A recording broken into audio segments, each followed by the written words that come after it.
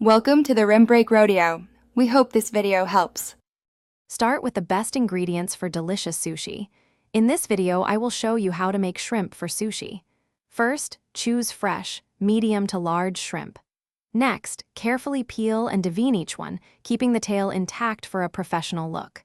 Then, make a few small cuts on the underside of the shrimp. This simple step helps them lie flat, which is perfect for sushi.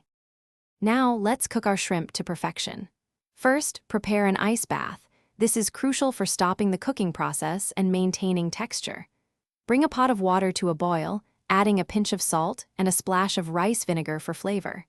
Gently add the shrimp and cook for just 1 to 2 minutes, or until they turn a vibrant pink and are fully opaque. Immediately transfer them to the ice bath.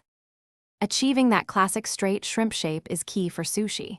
While the shrimp are still warm from the ice bath, gently press them flat with your fingers.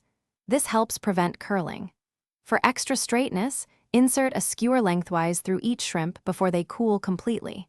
This ensures they maintain a perfectly flat and elongated shape, ideal for your sushi creations.